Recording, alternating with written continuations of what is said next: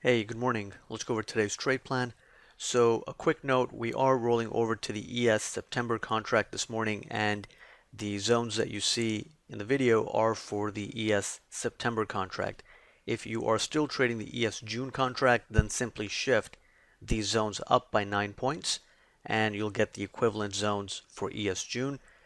Typically, the volume slowly shifts throughout the day from ES June to ES September, and by the end of the day, usually we're seeing a little bit more volume in the next front month, and then by tomorrow we'll start seeing more volume in ES September. But in any case, the zones for today are for the ES September contract. Now, heading into the open, the 2097 to 2100 area is going to be key for buyers. So that is the initial support zone as well as the bull bear zone. As long as ES can hold above it, technically buyers can maintain control. But if we see a breakdown below 97 to 2100, then we can quite easily go down to 88.75 to 91 and even 84.5 to 86.5. So how the market responds to this 2097 to 2100 is really going to set the tone for the day.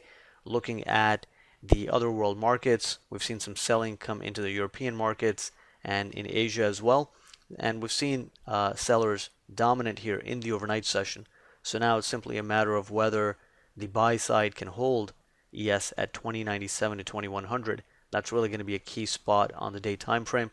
And like I said, if we can't hold it, then we could be looking at a move down into 84.5 to 86.5, where responsive buyers can be active again. The 88.75 to 91 zone calls for caution, so it's not an automatic long, and it's going to depend on how the market approaches that zone and how the market is setting up in real time. So that's going to require some real-time analysis and discretion. The 84.5 to 86.5 is a nice spot for buyers to be active, 82.5 as well. And then we have the balance area high volume node from the previous range at 78 to 79.5, and that's probably going to mark a range extreme, and we can expect buyers to be active there as well. On the upside, we have the high volume node of the last three sessions at 2106.75. That can be an area of resistance on the way back up. And then we have resistance at 2108.75 to 1075, which essentially marks the recent highs here.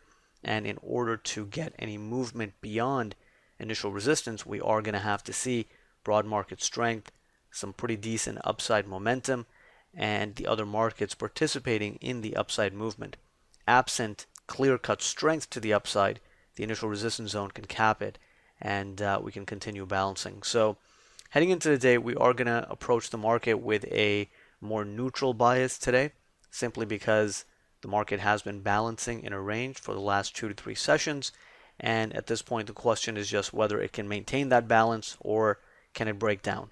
If it starts breaking down, then there could be a short setup available this morning, targeting 88.75 to 91 and potentially 84.5 to 86.5, at which point we can switch our bias back to bullish and start looking for long setups. So 84.5 to 86.5 zone and below is where responsive buyers are very likely to be active on first test, and you would also be exhausting the range by then.